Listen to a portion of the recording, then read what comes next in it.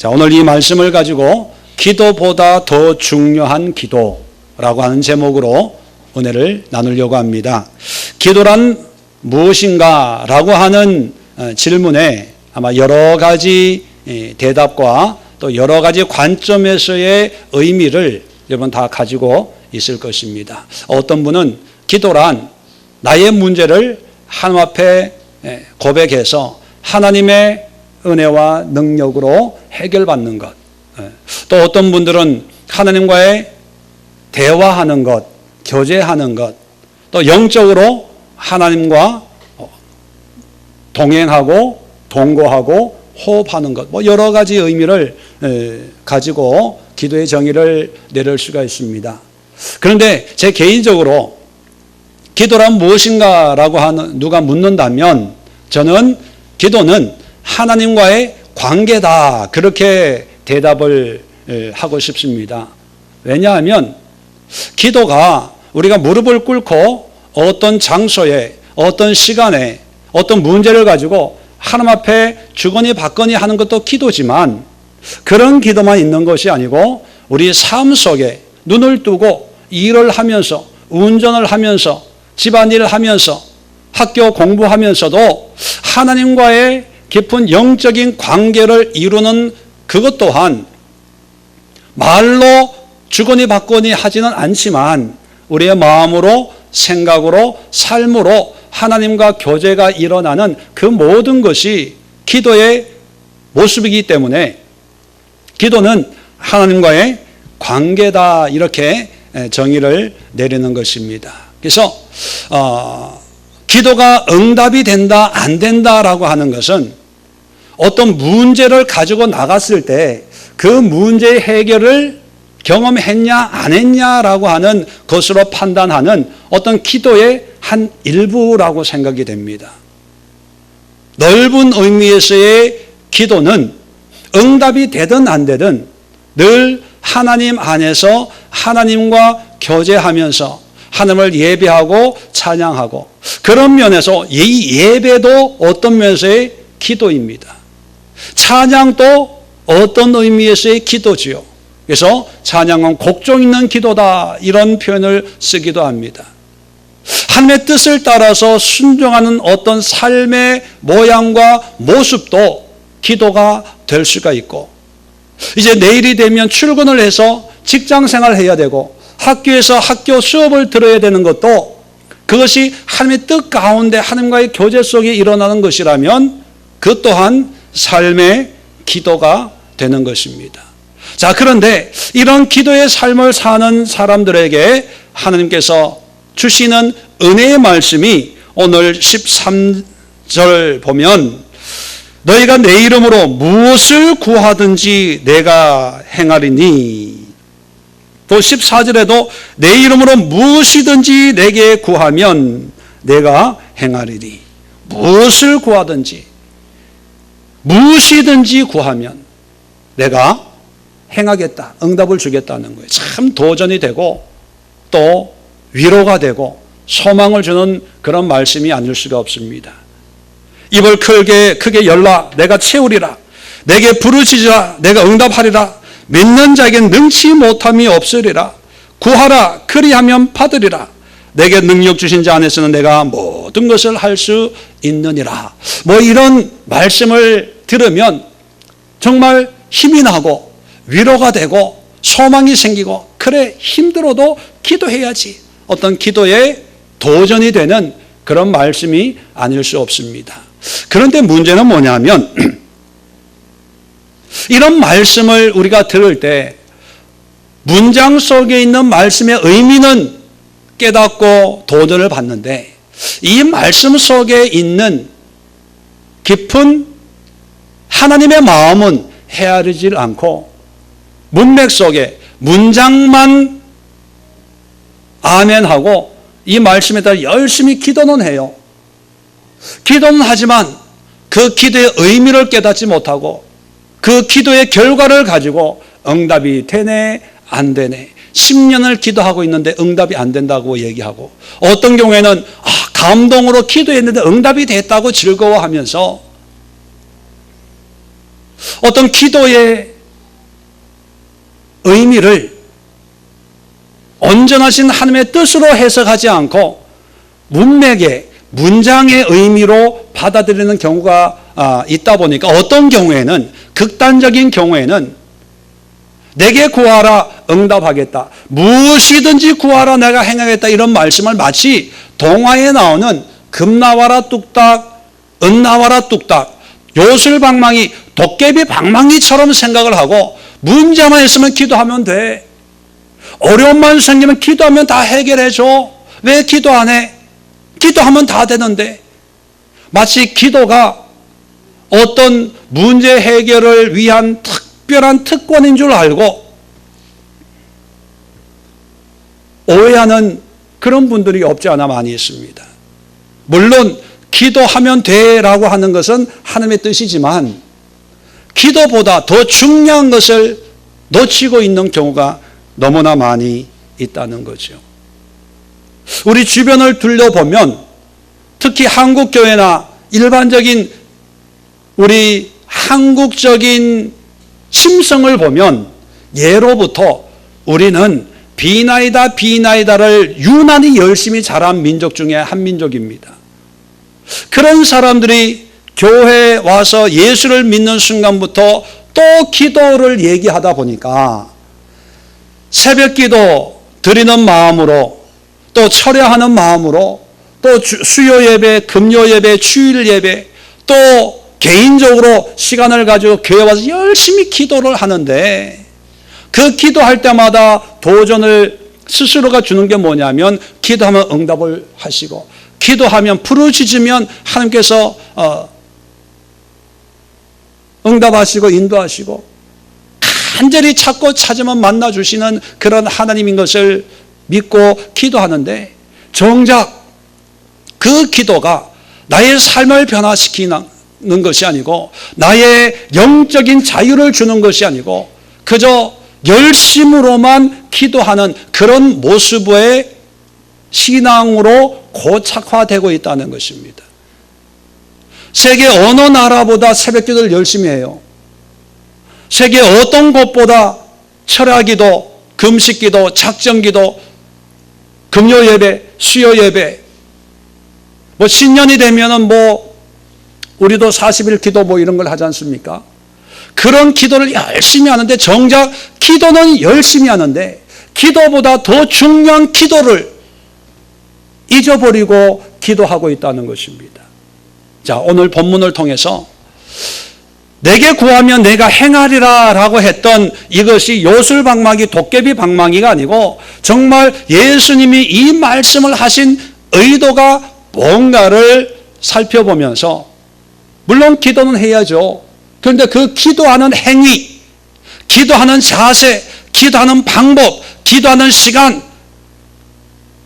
기도하는 믿음보다도 더 중요한 기도의 모습, 하나님과의 관계의 모습이 있다는 것을 여러분 오늘 말씀을 통해서 깨달으시고, 이런 기도 생활을 한다면 여러분들이 무엇을 구하든지 하나님이 응답하시고 행하시고 많은 열매를 맺는 삶이 될 수 있는 줄 믿습니다.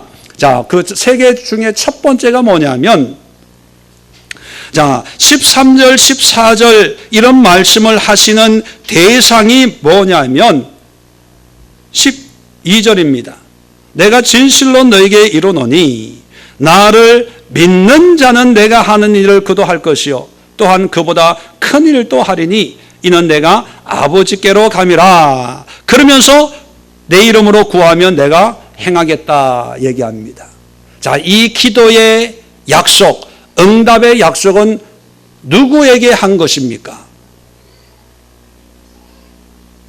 누구에게 한 거예요? 12절에 보면 어떤 자? 믿는 자예요. 믿는 자. 자, 믿는 자인데 누구를 믿는 거예요? 예수님을 믿는 거예요. 14장 1절부터 집에 가서 한번 읽어보십시오. 1절부터 너희는 마음에 근심하지 말라. 하나님을 믿으니 또 나를 믿으라. 예수님을 믿는 믿음을 얘기합니다. 8절에 오면 빌립이 하나님 아버지를 보여주세요. 그렇게 질문을 합니다. 여기에 대해서 예수님이 뭐라고 얘기하냐면 10절에 내가 아버지 안에 거하고 아버지가 내 안에 계신 것을 내가 믿지 아니하느냐. 11절에 내가 아버지 안에 거하고 아버지께 내 안에 계심을 믿으라. 그렇지 못하겠거든 행하는 그 일로 말미암아 나를 믿으라. 자, 믿음을 강조합니다. 자, 여기서 우리가 기도할 때 믿음으로 기도하면 하나님께서 이 문제를 해결해 준다는 걸 믿고 기도합니까? 아니면 해결해 주든 안 주든 그것은 하나님의 주권이고 나는 하나님의 주권을 믿고 기도한다. 그런 마음으로 기도합니까? 전자일까요? 후자일까요? 많은 경우에 사람들은 전자입니다. 이 문제가 내가 기도하면 믿음으로 기도하면 해결될 거야. 고쳐줄 거야. 하나님이 문을 열어줄 거야. 어려운 문제가 해결될 거야. 이 문제가 지나갈 거야. 라고 하는 그런 믿음을 믿고 기도하는 거예요. 문제 해결을 믿고 기도하는 거예요. 그런데 성경은 뭐냐면 문제를 믿지 말고 응답을 믿지 말고 누구를 믿어요? 예수님을 믿는 거예요. 예수님을 믿는다는 의미는 뭡니까? 문제가 해결되든 안 되든 나는 하나님을 신뢰합니다. 하나님을 믿습니다. 예수님이 하나님의 아들이시고 예수님이 나를 지배하시고 통치하시고 인도하시고 비록 내 눈에는 이 문제가 어렵고 힘들게 보일지라도 이 문제가 해결되고 안 되고는 상관없이 여전히 이런 환경에서 인도하시는 예수님을 믿습니다 하는 그런 믿음이 있어야 된다는 거예요. 그런데 이런 믿음이 아니고 문제 해결에 대한 믿음을 가져요. 새벽 기도하면 하나님이 이 문제 해결해 주실 것 같아. 그래서 새벽 기도합니다. 철학 기도합니다. 작정 기도해요. 그런데 뭐 해결되면 감사합니다. 할렐루야 아멘 하지만 응답이 없든지 지체가 되면 우리 마음에는 실망이 때로는 의심이 찾아오죠. 때로는 낙심이 돼요. 기도해도 별 수 없네. 하나님 언제까지 이 문제를 해결해 주지 않습니까? 언제까지 내가 이런 고통과 아픔 속에 있어야 됩니까? 원망하고 한탄합니다. 그런 모습은 뭐냐면 하나님을 믿는 믿음이 아니고요. 문제 해결을 믿는 그런 믿음으로 기도했기 때문에 마태복음 21장 22절에 너희가 기도할 때 무엇이든지 믿고 구하는 것은 다 받으리라 이런 말씀을 예수님이 하셨습니다. 자, 여기서 무엇이든지 믿고 구하는 것, 뭘 믿는 거예요? 하나님이 응답하실 것을 믿는 게 아니라 하나님이 치료하실 것을 믿는 게 아니라 어떤 환경 속에 있든지 간에 예수님을 믿는 걸 얘기하는 거예요. 하나님을 믿고 구하라는 거예요.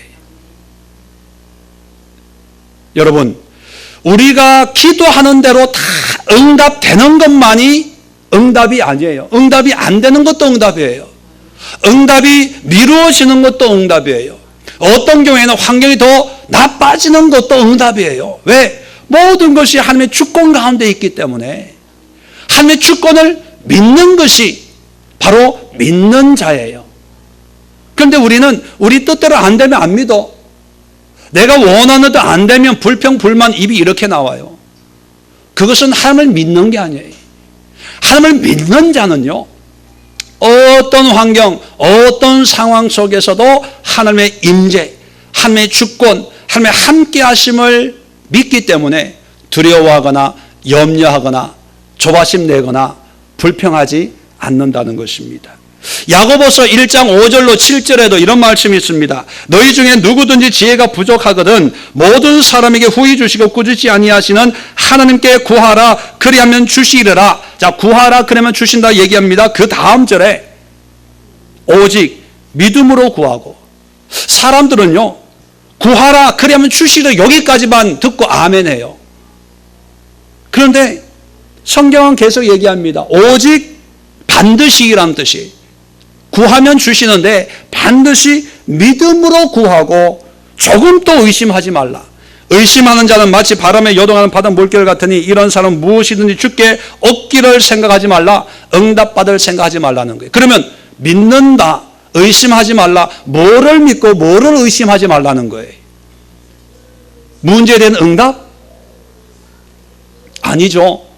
예수님에 대한, 하나님에 대한 믿음을 잃어버리지 말라는 거예요. 풍랑이 쳐도, 전쟁이 일어나도, 북한에서 핵폭탄을 쏜다고 하더라도 하나님의 구원을, 하나님을 믿으라는 거예요. 사람들은요, 하나님을 믿노라 하지만 정작 마음은 환경에 가 있어요. 기도할 때는 믿습니다, 기도합니다. 기도하고 나서 그 다음날 보니까 문제가 더 안 좋아지거든요. 그러면 마음이 불안해져. 응답이 안 된다고 생각하는 거예요. 더 힘들어진다고 생각하는 거예요. 여러분, 아니에요. 예수님을 믿는 믿음으로 기도했다면 환경이 어려워져도 여전히 하나님은 그 환경 가운데 역사하시고 나의 기도를 듣고 계세요. 그럴 때 그 환경이 어려워도 환경을 의지하지 말고 예수님을 의지하고 예수님을 신뢰할 때, 그럴 때 하나님은 믿는 자, 그렇게 우리를 칭한다는 거예요. 자, 그럼 믿음의 사람에게 약속하신 은혜가 뭡니까? 구하면, 무엇이든지 구하면 내가 행하리라.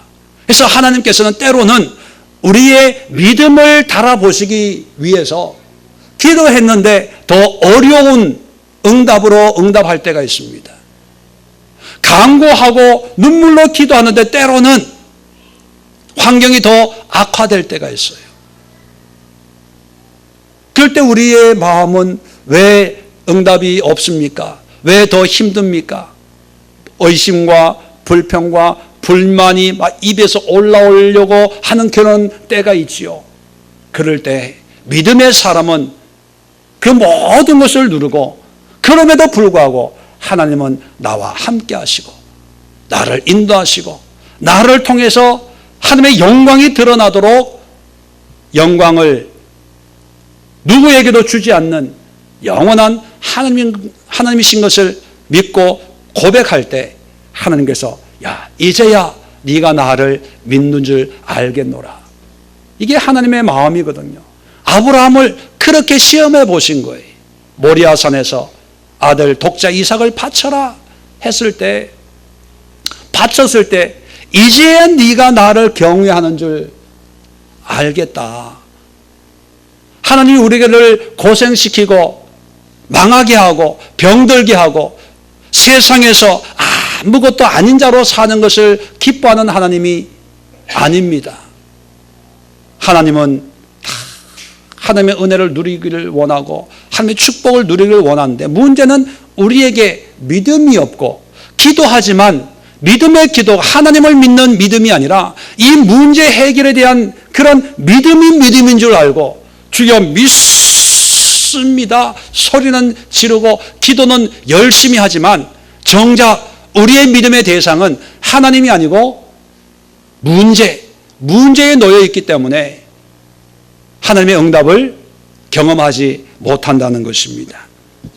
자, 두 번째, 기도보다 더 중요한 기도가 뭐냐면, 자, 오늘 13절, 14절 보면 너희가 내 이름으로 무엇을 구하든지, 14절에도 내 이름으로 무엇이든지 내게 구하면, 자, 구한다는 것은 기도하는 거예요. 간구하는 겁니다. 근데 무조건 열심히 기도하는 것이 아니라 어떻게 기도하라고요? 내 이름으로. 13절도 14절도 같은 의미를 두 번 반복해서 기록하고 있습니다. 반복하는 이유가 뭘까요? 강조하기 위해서요. 강조하기 위해서. 강조인데 뭐를 강조하냐? 기도하는 것을 강조하는 게 아니고 어떻게 기도해야 될까를 강조하는데, 내 이름으로 기도하라는, 내 이름으로. 그러면 내 이름으로, 다시 말하면 예수님의 이름으로 기도하는 것이 무슨 의미일까? 여러분, 기도할 때 끝을 어떻게 끝냅니까? 어떤 분들은요, 내 이름으로 기도하라는 그 의미를 기도할 때 예수의 이름으로 기도합니다 라고 해야 기도가 끝나는 줄 알고 이것은 끝을 의미하는 어떤 수식어처럼 여기는 분들도 없지 않아 있어요. 그래서 예배 중에 가장 은혜로운 때가 언제입니까 하면요, 예수의 이름으로 축원하옵나이다. 그게 제일 은혜롭대요. 왜? 끝나는 거니까. 또 어떤 분들은요, 예수의 이름으로 기도합니다 이것을 어떻게 설명을 하냐면 도장 찍는 것처럼 설명을 해요. 어떤 서류가 있으면 직인이 없으면 그냥 종이 한 장에 지나지 않잖아요. 근데 거기에 대통령 직인이 딱 찍히면 그게 법이 되고 어떤 권위가 생겨서 그 직인만 보면 거기에 기록되어 있는 내용을 따지지도 않고 묻지도 않고 어떤 권위가 있는 문서가 되기 때문에 효력이 있는 것처럼 우리의 기도가 예수님의 이름으로 기도합니다라고 하는 그런 도장이 딱 찍히면 나의 기도지만 그 기도가 예수님의 이름으로 기도합니다 하는 순간 예수님의 기도가 돼서 예수님의 권위가 돼서 하늘에 올려져서 예수님의 능력으로 응답이 된대요. 저도 그랬으면 좋겠어요. 여러분 그런 설교 들어본 적 없으세요? 네. 만약에 그랬다면 응답이 안 될 게 뭐가 있어요? 예수님의 뜻이고 예수님의 원하심이고 예수님의 이름에 도장이 꽉 찍혀 있어가지고 사탄 마귀도 건드리지 못하는데 그랬으면 아마 지금 우리가 이렇게 살고 있겠습니까? 이 모습으로 이렇게 신앙생활 하겠습니까? 뭐가 돼도 됐겠지요. 그런 설교를 듣고 그렇게 해석을 하면 기도해야 되겠다는 도전은 받아요.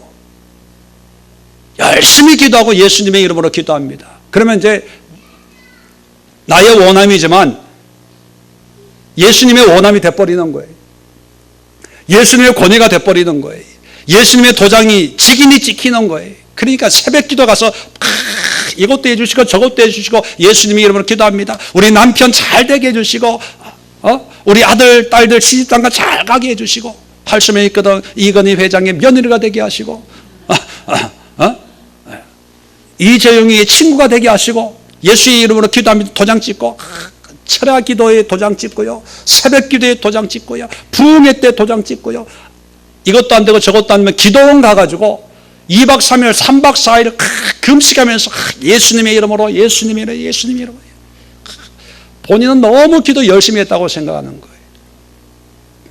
그런데 그런 의미의 예수의 이름으로 기도하라는 게 아니라는 거예요.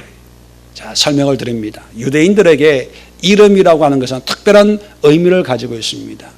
우리에게도 같은 의미가 적용될 때가 많이 있지만 김재원이라고 하는 이름은 그저 저의 아이덴티티, 다른 사람과 구별하는 어떤 아이덴티티를 나타내는 정도로 끝나는 것이 아니고 김재원 하는 순간 저의 모든 생각과 삶과 성격과 인품이 다 묻어 있는 것이에요.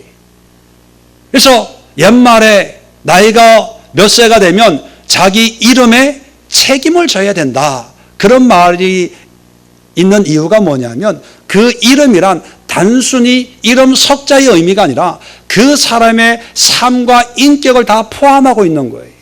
그래서 유대인들도 이런 혈통, 전통, 가족, 가문, 이름의 의미를 유난히 강조하는 그런 이 문화를 가지고 있습니다.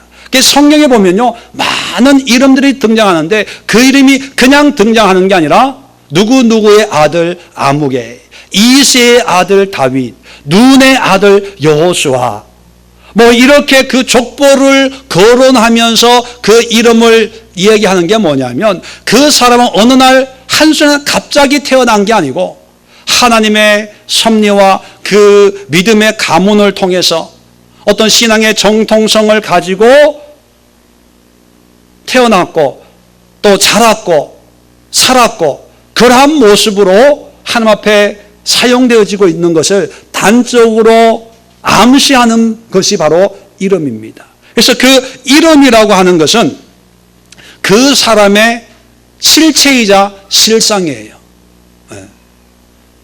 박성규라고 하는 이름 속에 박 집사님의 외모만이 아니라 박 집사님이 살아왔던 그 삶에 지금 살고 있는 또 가정생활, 또 믿음생활, 사업하는 모든 것이 담겨져 있는 그런 모습이라는 거죠.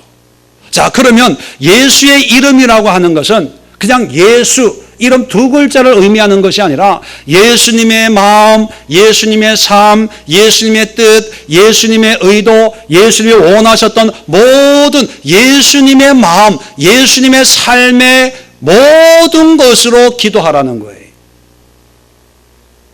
이해가 좀 되시겠어요? 네. 자, 요한일서 5장 14절에 보면 그를 향하여 우리가 가진 바 담대한 것이 이것이니 그의 뜻대로 무엇을 구하면 들으심이라. 오늘 기도에 대한 응답에 대한 약속과 똑같은 의미인데 오늘은 내 이름으로 기도하면 행하겠다는 표현을 썼지만 요한일서 같은 저자거든요. 요한은 요한일서에 같은 의미인데 해석을 달리해서 그의 뜻대로 무엇을 구하면 들으심이라. 그의 뜻이라고 하는 것이 곧 예수의 이름이에요. 예수님의 마음, 생각, 삶으로 구하면 하나님이 듣고 응답하신다는 거예요.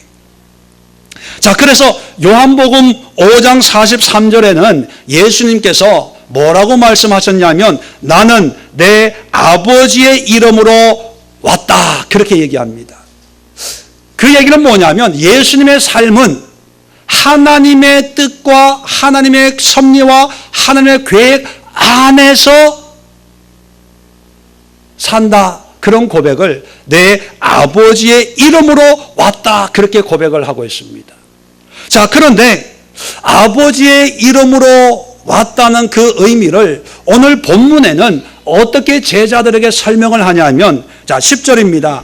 내가 아버지 안에 거하고 아버지는 내 안에 계신 것을 내가 믿지 아니하느냐? 자, 11절에도 내가 아버지 안에 거하고 아버지께서 내 안에 계심을 믿어라. 자, 아버지의 이름으로 왔다. 예수님의 삶을 오늘 제자들에게 내가 아버지 안에 거하고 아버지는 내 안에 계신 것을 믿어라. 그렇게 설명을 합니다. 왜냐하면 아버지의 하나님의 이름으로 산다는 그 의미가 하나님과 안식일만 만나고 또 무슨 문제만 있을 때만 만나는 것이 아니라 안에 거한다는 건 뭐예요? 동거하고 동행하고 함께 사는 거예요. 분리되는 것이 아니라 내가 아버지 안에, 아버지가 내 안에 거하는 것을 내 아버지의 이름으로 왔다 이렇게 표현하는 거예요. 그러면 예수의 이름으로라고 하는 것은 문제가 있을 때만 예수님의 이름으로 기도합니다가 아니라 내가 예수님 안에, 예수님이 내 안에 거하는 그런 삶이 되어야 된다는 거예요. 자, 그래서 14장 17절 보십시오. 자, 제자들에게 뭘 요구하냐면 14장 17절 그는 진리의 영이라 이제 성령을 보낼 걸 얘기하면서 이 성령으로 말미암아 너희 속에 계시겠음이라 안에 있겠대요. 자, 20절입니다. 그날에는 내가 아버지 안에 너희가 내 안에 내가 너희 안에 있는 것을 너희가 알리라. 서로 안에 있겠대요. 안에 있는다는 것이 무슨 뜻이라고요? 예수의 이름으로의 삶이에요. 이름으로. 내가 사는 것이 아니라 이제 예수님의 삶을 살게 된다는 거예요. 예수님의 생각을 하고 예수님의 뜻을 행하고 예수님의 명령에 순종하고 내 삶이 아니라 내 생각, 내 욕심이 아니라 철저하게 예수님 안에서의 삶을 사는 것을 얘기합니다. 자, 15장 4절 보세요. 포도나무의 비유를 하면서 내 안에 거하라 나도 너희 안에 거하리라. 너희가 내 안에 있지 아니하면 열매를 맺을 수 없음 같이 너희도 내 안에 있지 아니하면 그러하리라. 내 안에 있어야 된다. 그런 얘기죠. 5절입니다. 나는 포도나무에 너희는 가지라. 그가 내 안에, 내가 그 안에 거하면 열매를 많이 맺는다. 6절입니다. 사람이 내 안에 거하지 아니하면 가지처럼 밖에 버려진다. 자, 7절입니다. 너희가 내 안에 거하고 내 말이 너희 안에 거하면 무엇이든지 원하는 대로 구하라. 그리하면 이루리라. 오늘 13절, 14절의 내용과 똑같아요. 기도의 응답이 된 보증을 하는데 오늘 본문은 내 이름으로 구해라. 그렇게 표현을 했고 15장에는요. 내 안에 거해라. 근데 이것이 다른 의미가 아니라 똑같은 의미라는 거예요. 예수의 이름으로라는 말이 예수 안에 라는 말과 똑같다는 거예요. 자, 10절입니다. 내가 아버지의 계명을 지켜 그의 사랑 안에 거하는 것 같이 너희도 내 계명을 지키면 내 사랑 안에 거하리라. 자, 11절에도 내가 이것을 너에게 이루면 내 기쁨 너희 안에 있어 너희 기쁨을 충만하게 하려는 것이다. 계속해서 강조하는 게 뭡니까? 안에. 그 말을 바꿔 얘기하면 예수의 이름으로 사는 삶이에요. 그러면 예수의 이름으로 기도한다는 건 뭡니까?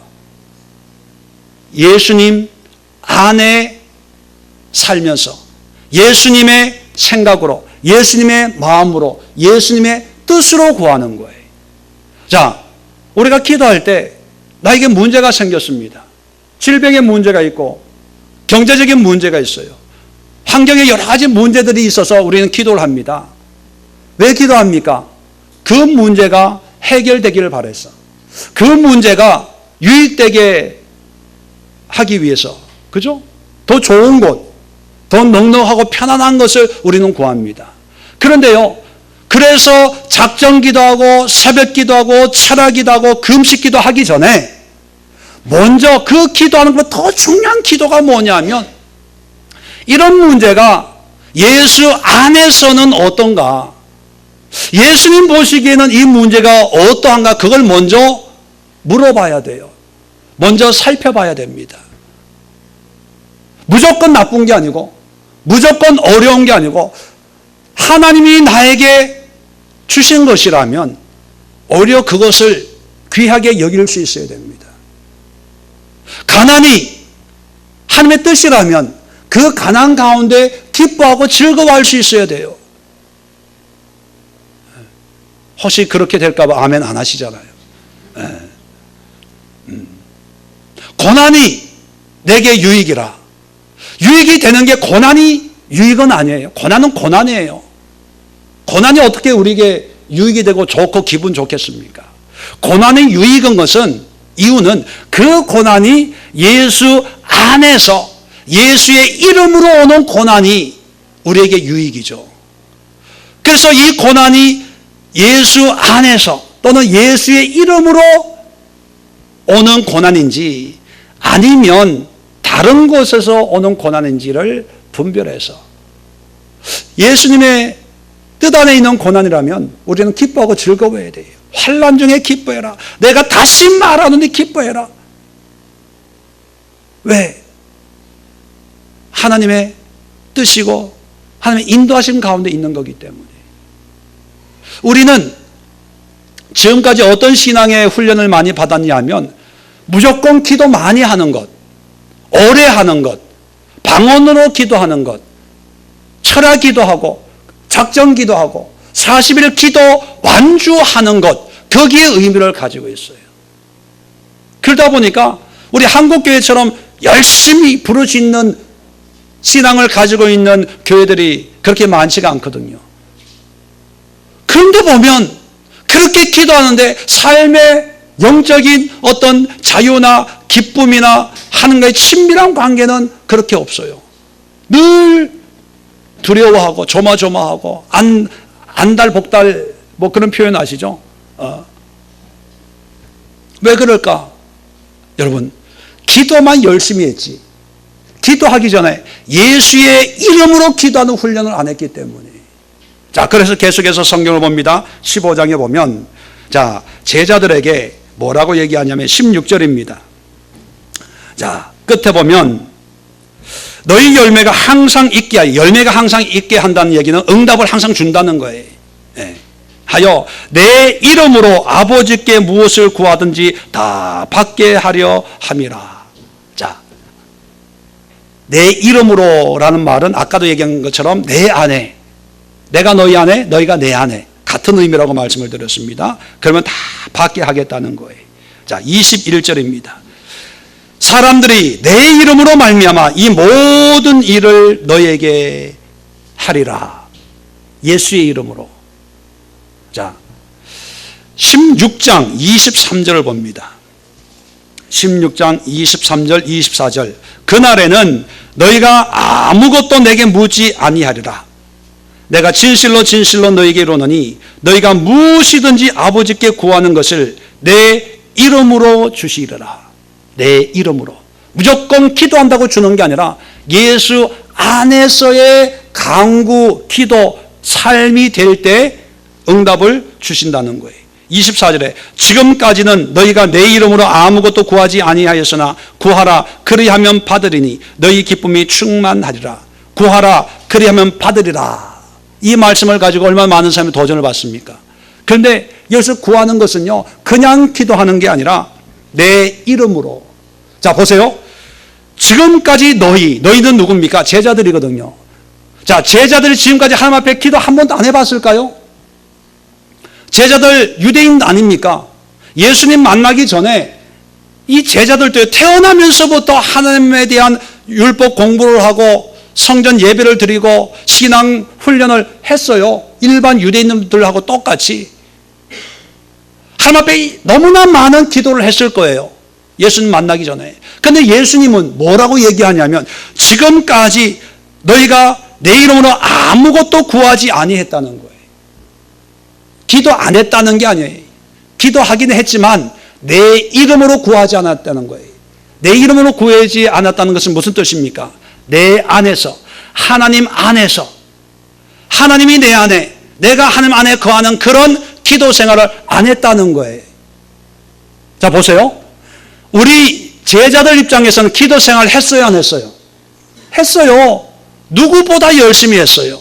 근데 예수님이 볼 때는 기도 생활 했어요, 안 했어요? 안 했어요. 지금까지 내 이름으로 안 구했다는 거예요. 기도 안 했다는 거예요.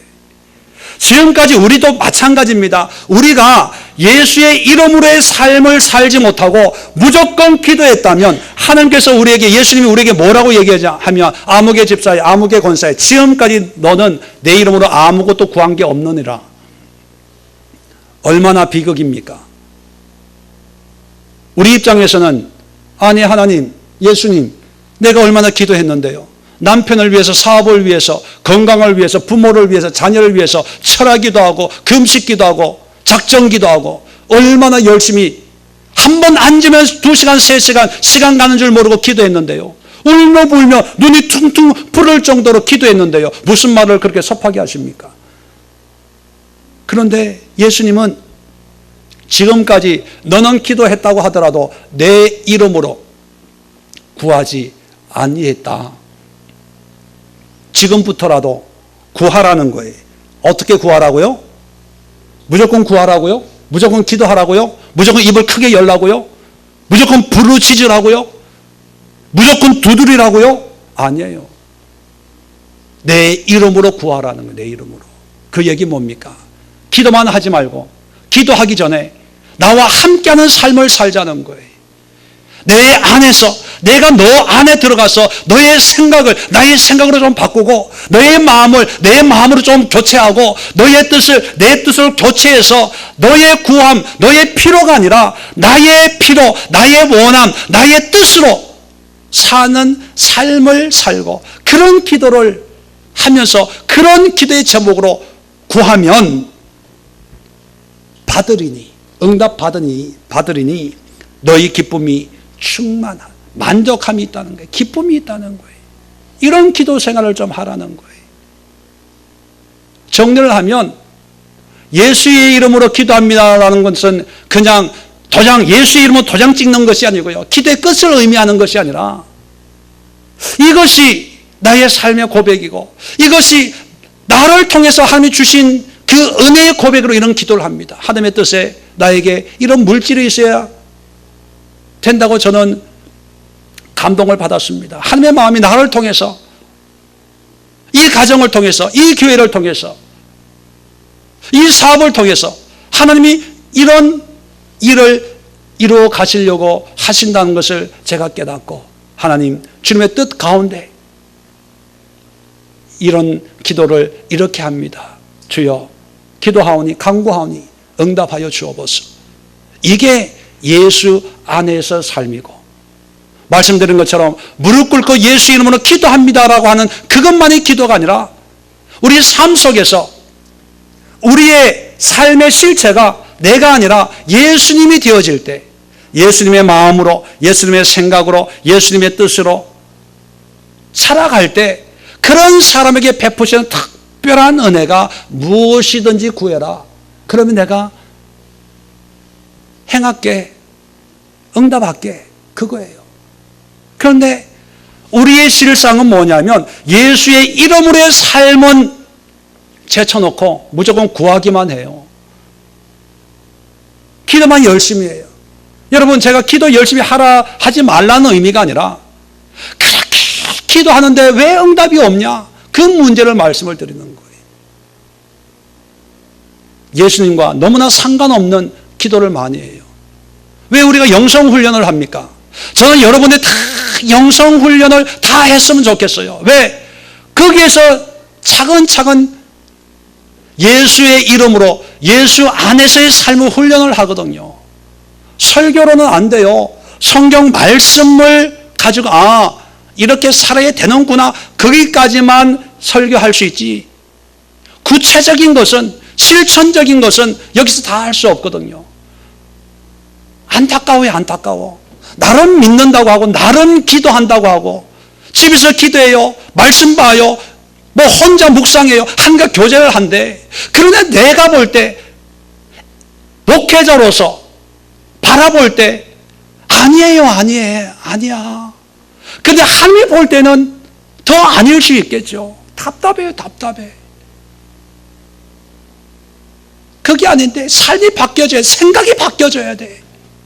생각은 안 바뀌어져. 모든 것을 내 생각의 틀에 맞춰서 찍어내는 것처럼 자기의 틀에 맞춰서 내 마음이 삼각형이 다 삼각형으로 봐. 거기에 들어오는 것은 받아들이고 거기에 안 들어오는 것은 안 받아들여. 내 신앙생활도 삼각형이야. 오각형이면 오각형이고, 내가 동그라면은 내 모든 신앙은 동그래요. 하나님을 동그란 그 마음으로 바라보니까 믿음이 안 자라는 거예요. 믿음이 안 자라는 거. 늘 얘기하는 거 보면 동그란 내 생각만 얘기하는 거예요. 이건 이렇다고 생각합니다, 목사님. 저건 저렇다고 생각합니다, 목사님. 나는 나대로 이렇게 신앙생활 열심히 합니다. 나는 이렇게 생각합니다. 말이 안 통해, 말이 안 통해. 씨가 안 먹혀요, 씨가 안 먹혀. 얼마나 딱딱한지. 그리고 나름대로 열심히 기도한다고 하는데 하나님이 볼 때는요, 지금까지 내 이름으로 한 번도 기도한 적이 없다. 기도하라 그러면 그냥 앉아서 이거 해주시고 저거 해주시고, 이거 응답해주고 저거 응답해주시고, 나라를 위해서, 민족을 위해서, 교회를 위해서, 전도를 위해서 이거 기도하는 줄 알아요. 삶으로 예수 안에 들어가서 예수님의 마음과 뜻과 생각을 분별하는 기도를 좀 하라는 거예요. 이런 삶이 되면 그 다음에 구하는 것을 하나님이 알아서 다 구해요. 하나님이 다 알아서 행해요. 구하기도 전에 미리 아시는 하나님께서 다 해주는데 그 은혜를 누리지 못하고, 그런 뜻을 깨닫지 못하고, 그런 신앙의 맛을 깨닫지 못하고 항상 기도가 힘들어. 기도하는 게, 예배가 힘들어. 수요 예배, 금요 예배 나오는 게 큰맘 먹고 나와야 돼. 주일 예배 나오는 게 힘들어요. 힘들어. 왜 그렇습니까? 예수 안에서의 삶이 아닌 거예요. 여전히 나를 믿는 거예요. 여전히 기도하는데 나의 문제만을 기도하는 거예요. 우리 가정, 사업, 아들, 딸, 직장, 학업, 장래 진로 문제, 누구 아프다면 치료해주고, 문제 생겼다면 그것만 열심히 기도하면서 자기는 기도한대. 목사님 나 기도 열심히 나름대로 열심히 합니다. 나한테 얘기하지 마세요. 목사님이 내 신앙을 다 압니까? 내 모습 다 압니까? 모르면서 그런 얘기하지 마세요. 이러고 있어요. 지금도 3분이 그러고 있네. 저는 그거 기도하라는 게 아니에요. 예수 안에 삶을 살라는 거예요. 그게 기도보다 더 중요한 기도거든요. 자, 마지막으로 3번째. 자, 오늘 본문으로 다시 돌아갑니다. 13절 끝에 보면, 자, 내 이름으로 무엇을 구하든지 내가 행하리니. 자, 하나님께서 응답을 주시는 이유, 이는 응답을 주시는 이유를 이렇게 얘기합니다. 아버지로 하여금 아들로 말미암아 영광을 받게 하려 함이라. 자, 아버지는 누굽니까? 하나님을 얘기해요. 아버지로 하여금 아들로 말미암아, 아들은 누구예요? 예수님이에요. 영광을 받으시게 하려 합니다. 다시 말하면 이렇게 응답을 주는 목적이 나의 유익이 아니라 누구의 영광이에요? 하나님의 영광을 위해서 응답을 하는 거예요. 그래서 여러분, 기도는 뭐냐면 나의 필요를 따라서 구하는 게 기도가 아니에요. 하나님의 영광을 구하는 게 기도입니다. 우리에게 많은 문제가 있어요. 그 문제를 다 기도해서 응답받는 것이, 그리고 응답이 안 되면 금식 기도하고, 금식 기도 안 하면은 작전 기도하고, 어떻게 해서든지 막 그냥 하나님 보좌를 움직이고 하나님의 뜻을 움직이고 막 열심히 막 방언하고 침을 튀면서 울고 불고 막 떼굴떼굴 구르면서 기도하는 것이 기도가 아니고, 기도는요 하나님의 영광이 되는 그런 기도를 해야 응답이 있다는 거예요. 그래서 기도하기 전에 더 중요한 것은 이 기도가 나에게 유익이 되냐 아니냐 그걸 묻기 전에 뭘 먼저 물어봐야 돼요? 하나님의 영광이 되는 겁니까? 그걸 물어봐야 돼요. 뭐 극단적인 예지만 도덕이 형통을 위해서 기도합니다. 형통 좋잖아요. 사기꾼이 형통, 물통, 인통하게 하옵소서 기도해요. 말은 좋아요. 기도는 좋아요. 그런데 응답이 되면 큰일 납니다. 큰일 나요. 왜요? 그것은 하나님의 영광이 아니기 때문에, 자기의 유익이기 때문에. 그런데 사람들은 이제 제가 극단적인 예로 표현해서 우리가 웃지만 이런 모습들이 얼마나 많은지요. 우리는 우리의 필요를 따라서 우리가 불편하면 편안함을 구하고, 우리가 없으면 넉넉함을 구하고, 우리가 보기에 좋으면 갖고 싶어요. 원해요. 여러분, 우리의 기도의 대부분이 뭡니까? 잘 되는 것, 좋아지는 걸 기도하지 안 되는 것, 우리 아들 이번 시험 빵점 맞게 하옵소서. 그래야 저놈이 깨닫고 그 다음에 열심히 공부하고, 내가 보기에는 쟤는 공부에 소질이 없고 나를 따라다니면서 기술을 배워야 되는데 주여 이번 시험에 빵점 맞게 하옵소서. 이렇게 기도한 부모 있어요? 다 잘되게 기도하는 거예요. 근데 문제는 뭐냐면 그게 나쁜 게 아니고 그게 사람이거든요. 그게 부모거든요. 그게 인간이죠, 뭐. 그런데 믿음의 사람은, 예수 안에 있는, 예수 안에서의 삶을 사는 사람은 그러한 나의 유익보다 하나님의 영광이 되는 것을 구하는 그런 사람의 기도를 하나님이 응답하신다는 거예요. 그래서 기도하기 전에 기도하는 것보다 더 중요한 것은 이것이 과연 하나님의 영광인지 내 욕심인지, 구하여도 얻지 못하면 정욕으로 쓰려고 구하기 때문이다. 그런 말씀도 있지 않습니까? 아주 냉철하게 분별하면서 기도해야 되고 또 그런 믿음을 가지고 있어야 됩니다. 자, 그런데 더 재미있는 게 있어요. 더 중요한 게 있어요. 자, 요건 시간상 얘기 안 해주려고 했는데, 네. 자, 오늘 말씀 13절 다시 보면 아버지로 하여금 아들로 말미암아, 예수님은 말미암아 영광을 받으세요. 자, 하나님은 영광을 받고 예수님은 말미암아, 예수님으로 말미암아, 예수님을 통해서, 예수님, 원어에는 in Jesus예요. en Christos, 그리스도 안에서. 그러면 나는 뭐예요? 무슨 뜻이냐면, 자, 13절에 너희가 제자들이죠. 사람들. 바꿔요. 우리예요. 우리는 구하는 거예요. 무엇이든지 구하라. 그러면 예수님이 행하세요. 행하는데, 자, 그 이유는 뭐냐면 아버지로 하여금 아들로 말미암아 영광을 받아요. 그러면 인간이 하는 건 해야 될 일은 뭐예요? 나는 기도만 하는 거예요. 기도만 하면 하나님이 영광 받는 것은 나로 말미암아 영광 받아요. 아들로 말미암아 영광을 받아요. 성경적으로 보면 예수님으로 말미암아 영광을 받아요. 자, 다시 한번 정리를 하면 나는 내가 하는 것은 기도만 하고 영광은 하나님이 받고 영광 받게 하는 분은 누구다? 예수다. 그렇게 정리가 되는 거예요. 이 말을 아주 쉽게 얘기하면 나는 기도만 하고 없어지고 드러나는 것은 예수님이 드러나서 예수님이 하나님께 모든 영광을 돌리게 하는 거예요. 이게 응답받는 기도의 모습이에요. 자, 나는 기도만 하는 거예요.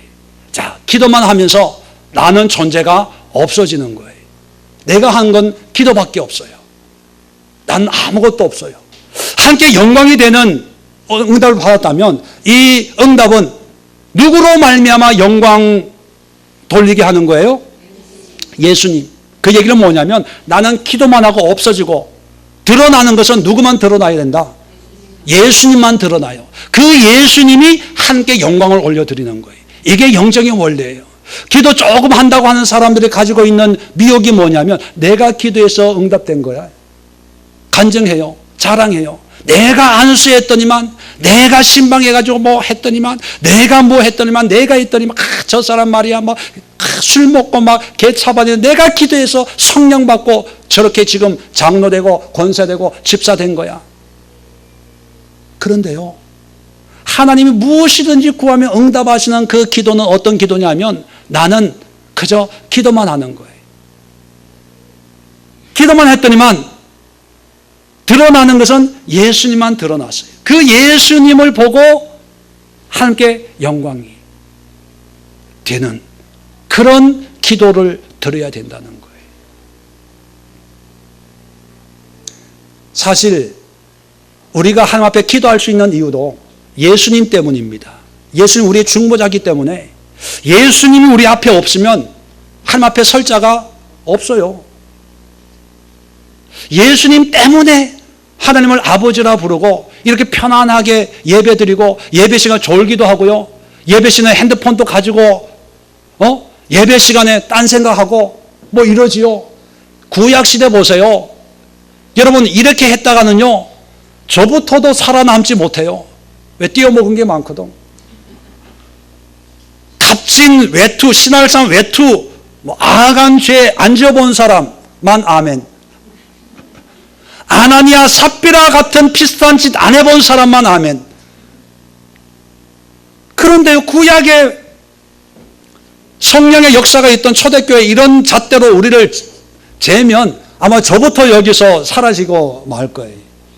그런데 그래도 이렇게 하나님을 아버지라고 부르고 그래도 믿노라고 그래도 얼굴에 화장 바르고 머리 고데기로 이렇게 힘 놓고 이렇게 옷 입고 다니는 거 있는 것은 다 누구의 은혜다?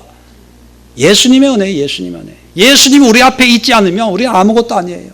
그런데 조금 기도한다고, 조금 은혜 받았다고, 조금 뭔가 한다고 이제 내가 기도했더니만 이제 예수님 없고 내가 하나님 앞에 영광 돌린대. 내가 한 거래. 내가 교회 부흥시킨 거래. 내가 전도해가지고 뭐 한 거래. 내가 기도 조금만 하면요, 좀 능력 받다 그러면요, 기도 좀 해. 권사님 기도 능력이 있으니 기도에 영빨이 있으니까 기도 좀 해줘. 기도 좀 해줘. 점쟁이하고 뭐가 틀려요? 무당하고 뭐가 틀려요? 미아리, 요즘 또 미아리에 그런 집들이 있는지 모르지만 미아리나 교회가 뭐가 틀려요? 똑같죠. 뭐 느끼는 게 없어? 뭐 감동받는 게 없어? 그러게 궁금하면요, 사주팔자, 애기 뭐예요? 애기 동자라 그러나? 그런 데 가보세요. 기가 막히게 시원하게 단돈 5,000원, 10,000원에 시세가 어떤지 모르지만 거기가 물어봐요. 얼마예요? 5만 원에 기본이? 아, 비싸네. 헌금이 싸다.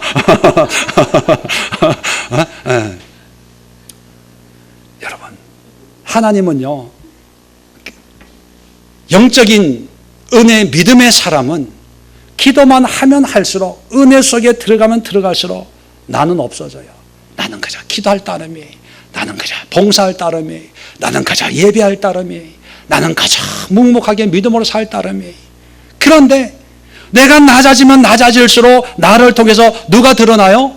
예수님이 드러나요. 그 예수를 보고 사람들이 함께 영광을 돌리는 거예요. 이게 그리스도인이에요. 그리스도인. 사도행전의 안디옥 교회 사람들이 핍박 가운데 열심히 모여서 기도만 했더니 안 믿는 사람들이, 저 사람들은 그리스도인이다. 그래서 안디옥 교회가 부흥이 되고 초대교회 놀라운 역사가 일어난 거예요.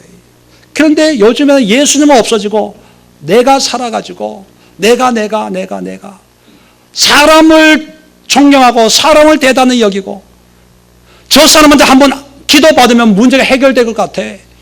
그래서 줄 서서 대기표 받아가지고 봉투에다가 기도 제목 써가지고 1시간 2시간 기다리고 기도받고, 해보신 분만 아멘. 물론 그게 다 나쁘다는 게 아니에요. 때에 따라서 내가 기도 문이 막히고 내가 답답하고 정말 지푸라기 잡는 그런 간절함으로 그렇게라도 하나님의 역사가 있으면 좋지요. 그런데 하나님의 영적인 원리 자체를 모르고 무조건 그렇게 신앙생활하고 그렇게 기도생활하고 그런 것을 좋아한다면 문제가 크다는 거예요. 오늘 말씀을 정리합니다. 여러분, 기도란 무릎 꿇고 정해진 시간에 주님 앞에 주거니 받거니 방언으로 입술로 고백하는 것만이 기도가 아니고 그 기도보다 더 중요한 기도가 있습니다. 첫 번째는 하나님을 믿는 믿음의 기도가 되어져야 된다는 거예요. 두 번째는요, 예수 이름의 삶의 기도가 먼저 이루어져야 돼요. 삶은 전혀 아닌데 작정 기도를 하고 있으면서 예수 이름으로 기도합니다. 아무리 해도요, 하나님하고 상관이 없습니다. 예수님의 마음을, 예수님의 뜻을, 예수님의 원하심을 우리가 깨닫고 분별하고 그 뜻 가운데서 기도하는 그런 기도를 하나님이 기뻐하시고, 마지막으로 모든 기도는 하나님의 영광의 목표가 있어야지 내가 원하는 대로, 내가 바라는 대로 되는 것이, 그것이 하나님의 뜻이 아니고 그렇게만 되어지는 것이 축복이 아닙니다. 어떤 경우에는 망해야 될 사람이 있어요. 그래야 하나님을 만날 수 있으니까 오히려 잘 돼가지고, 뉴스 보니까 주식 투자에 2천억을 해서 외제차를 몇 대씩 집에 풀장까지 만들어 놓고 그렇게 살면서 다른 사람들 돈을 끌어다 사기를 쳤다, 이런 기사도 있더라고요. 사람들 아마 부러워했을 거예요. 그래서 아마 그 사람의 돈을 맡겼을 거예요. 그런 사람들이 잘 되면, 더 성공하면 어떻게 되겠습니까? 그런 사람은 망해야 돼요. 왜? 하나님의 뜻과 상관이 없는, 하나님의 영광이 아닌 자기의 영광을 구하기 때문에. 그래서 사업을 해도 뭘 해도요, 이것이 하나님의 영광이고 이 일을 통해서 내가 드러나는 것이 아니라 예수님이 드러나는 그런 사업, 그런 목회, 그런 신앙, 그런 가정생활, 그런 학업, 그런 진로를 찾는 것이, 그것이 그리스도인이 가져야 될 삶의 자세고, 이것이 어떤 미혹과도 타협되지 않는 믿음의 고백이요, 믿음의 기계요, 기상이 될 때 하나님께서 귀하게 쓰시는, 또 응답하시는 또 축복하시는 그런 삶이 될 줄로 믿습니다. 기도합니다. 좋으신 하나님,